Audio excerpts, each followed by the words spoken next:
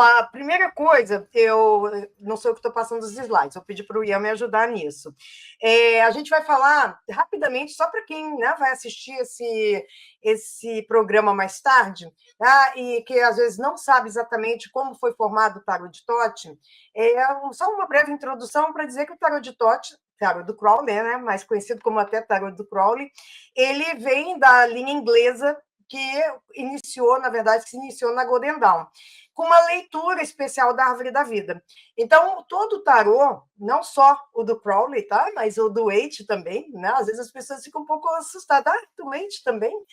A do Waite também tem essa pegada ocultista que tem o tarô de Tote, mas ele veio inclusive antes. Mas tudo isso veio originário da Golden Dawn, que fez uma releitura da Árvore da Vida e dos caminhos que Eliphas Levi já havia, de alguma forma, colocado no livro dele, Dogma e Ritual da Alta Magia. Então, só brevemente explicando, a gente vai ter aqui os caminhos da Árvore da Vida, são 22 caminhos, lembre-se, são 22 letras hebraicas, e são 22 cartas do tarô. A partir daí, dos arcanos maiores, a partir daí já começa a ter algumas associações para serem feitas.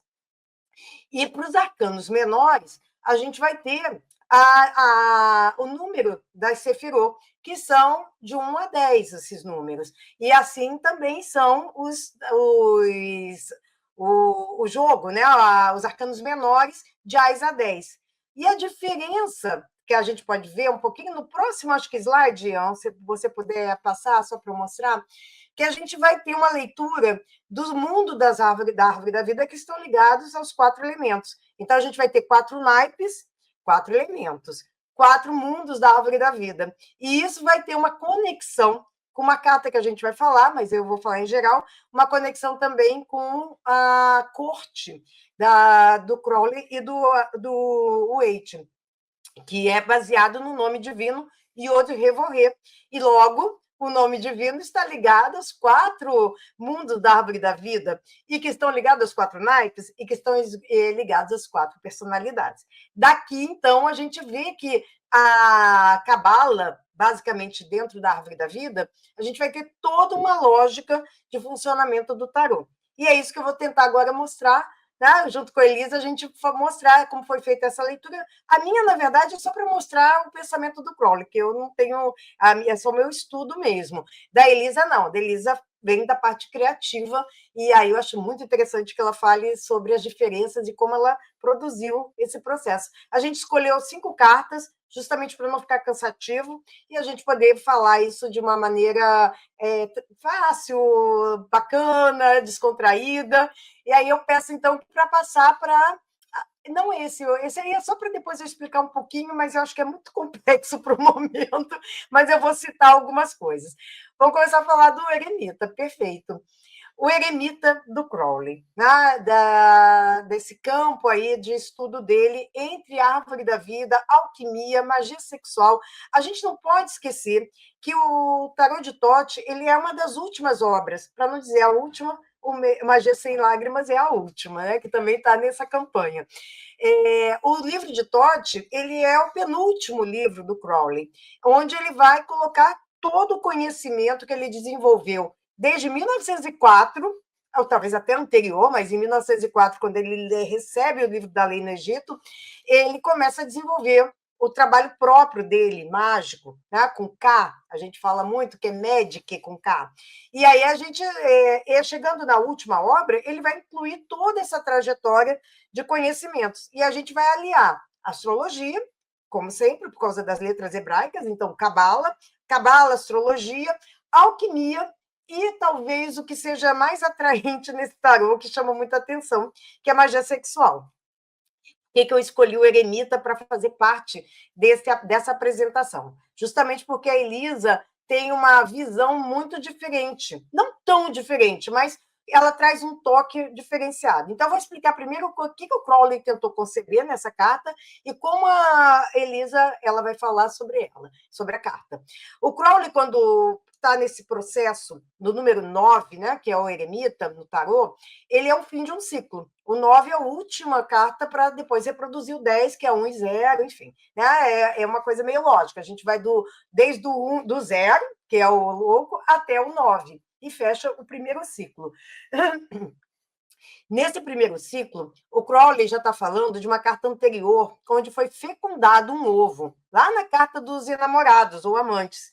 Ali há um processo alquímico, mágico-sexual, em que uma força masculina, e aí vem a questão, né? Masculino é a força ativa, a gente não está falando do masculino homem, mas de uma força ativa, junto com uma força feminina, que é colocado como cálice, o negativo, o receptivo.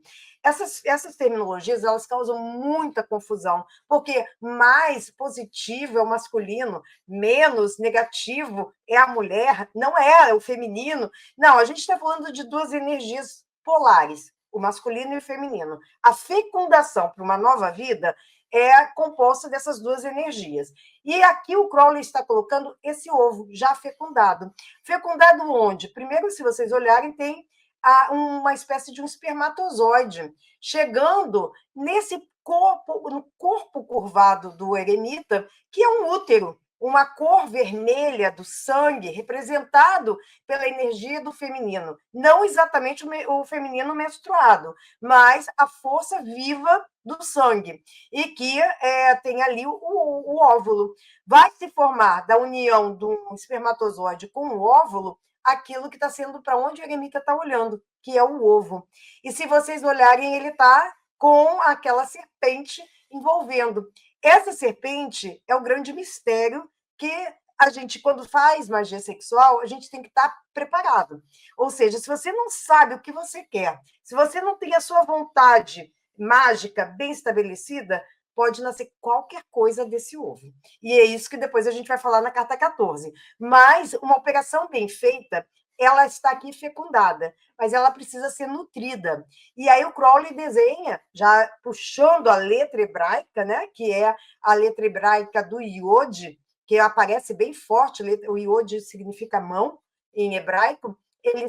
Uma das forças aqui aparentes da carta é a mão segurando uma lanterna com o sol, que é o sol da consciência. Então, esse sol da consciência iluminou aquele momento da lua, que está sendo ali representado pelo Hades, ou seja, o cão, né, do Hades, que era o Cérbero, o Cérbero, né?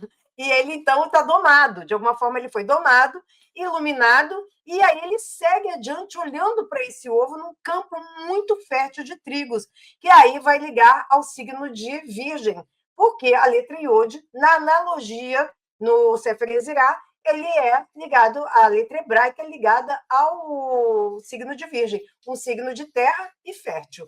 E aí, então, começa esse olhar em nutrição, que não basta você fecundar, você tem que nutrir aquele ovo que está fecundado, porque em algum momento ele vai nascer. Se vai gorar, como é dito, né, na linguagem popular ou não, vai depender de como o mago vai nutri-lo e se realmente a sua vontade foi fecundada de acordo. E aí, então, essa é a ideia principal do Crowley. Tem outros detalhes, óbvio, né? A gente tem muita coisa para extrair dessa carta, mas o principal está aqui. E aí, o Crowley desenha como todos pensaram, um homem velho, que traz aqui uma ideia de uma pessoa sábia, de uma pessoa que está encurvada pelo tempo, mas o Crowley não bota isso como a curva do tempo, mas sim a curva de um útero. E ele os cabelos brancos indicam não exatamente a velhice, mas o espermatozoide. A cor vermelha e branca vai ser muito forte no tarô de Thoth total, porque o Crowley vai trabalhar com essas duas energias. O sêmen, a energia masculina de fecundação. O sangue, a energia feminina de fecundação. Mas lembrando que o feminino aqui é simbólico, o sangue como simbólico do feminino. As pessoas confundem muito na magia sexual achar que é o sangue menstrual que é usado. De jeito nenhum. É o sangue vivo. O sangue menstrual é um sangue morto. E aí é usado em outro aspecto de magia sexual. Mas no de criar uma vida, não. Então, esse cabelo branco não é tanto da idade, mas sim também as referências desse espermatozoide que vocês estão vendo, que é cor branca. E é isso. Aí eu passo a minha palavra para Elisa, que eu acho que foi assim a carta mais interessante, ao meu ver, dela ter uma visão diferente e muito forte sobre essa carta. Eu acho bem legal o que a Márcia trouxe, né? Que são a parte de estudo dela, que é o contexto das palavras, que é o contexto dos autores, né?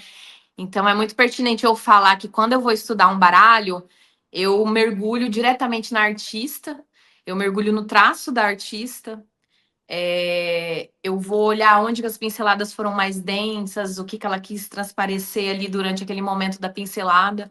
Eu analiso muito os símbolos, principalmente porque a gente sabe que até hoje a gente está encontrando coisas dentro do próprio baralho da Pamela, né, que estão escondidas ali em traços. Então, eu acho que vai ter muita coisa ainda que a gente vai encontrar. O legal da história é isso, a gente poder encontrar pedaços de coisas ainda que não foram reveladas. Então, o meu mergulho ele é dentro do traço. Aí, analisando todos os traços da Frida Harris, o que é muito apaixonante, né? Ver o trabalho e a dedicação dela, ver onde aconteceu as alterações, né? Ver ali. Eu também percebo que houve-se mais ou menos uns 7 baralhos de releituras de Tote ao longo de todo esse tempo, né? Foram 7, mais ou menos uns 7, de releitura mesmo, não republicação de Tote, de artistas que fizeram releitura. E aí eu estou estudando esses baralhos também e vendo como que essas pessoas trazem essa nova linguagem.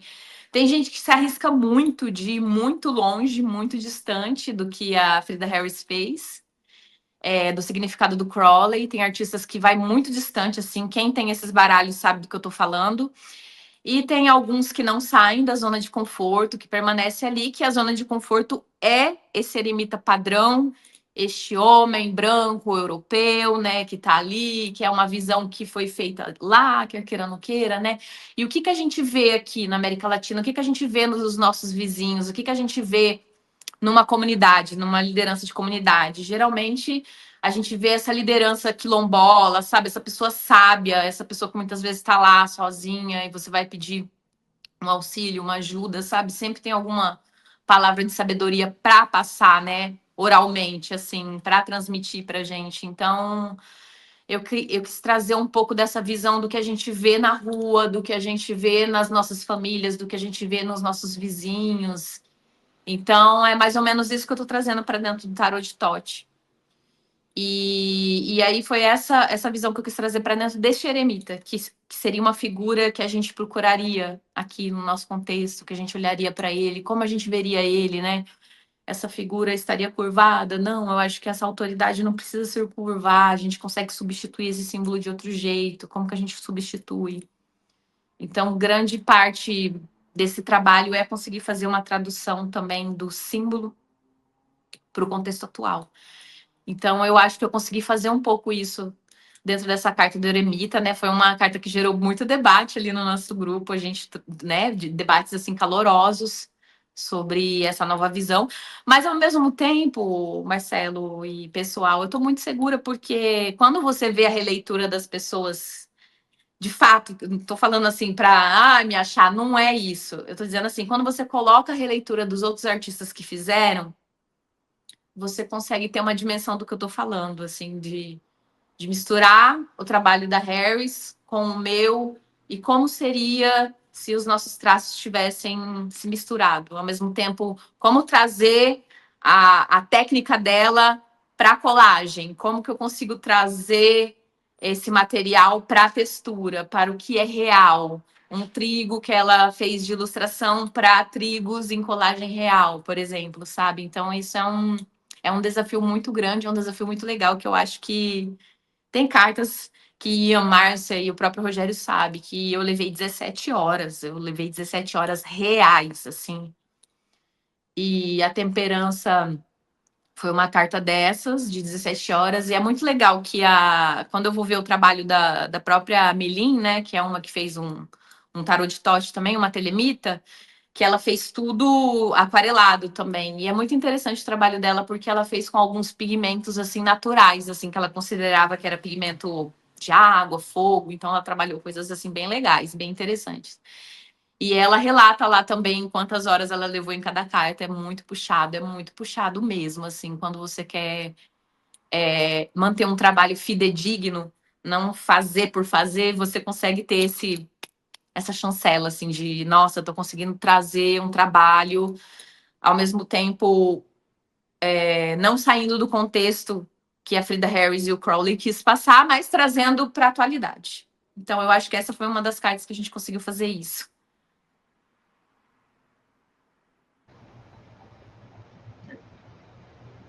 Antes de Perfeito, então passar podemos passar, né? para Márcia, eu falei, Se antes de vocês quiserem, passar, acho que. Por favor. eu queria fazer uma pergunta para Elisa sobre essa releitura que ela fez do Eremita. Porque, para mim, quando eu olho esse eremita, eu também percebo as 3 fases alquímicas. Foi algo intencional ou surgiu assim de inspiração? Eu gosto muito da sua pergunta, porque eu acho que tem a ver também intuitivamente, porque eu gosto muito de alquimia, é uma coisa que me puxa muito. Quando o Thiago foi lançar ali junto com o Marcelo, Atalanta Fugens, meu coração bateu muito forte, porque é um tratado que eu amo de paixão, assim, é uma das coisas mais belas que, que eu acho, né? Tem gente, né? Tô falando da minha opinião nesse sentido, mas tem a ver, sim, porque é uma das minhas paixões, assim. Sempre quando eu tenho oportunidade de colocar alguma coisinha nesse sentido, sim, vou colocando, vou aplicando. Mesmo que às vezes eu não perceba, acaba saindo alguma coisa nesse sentido, sim.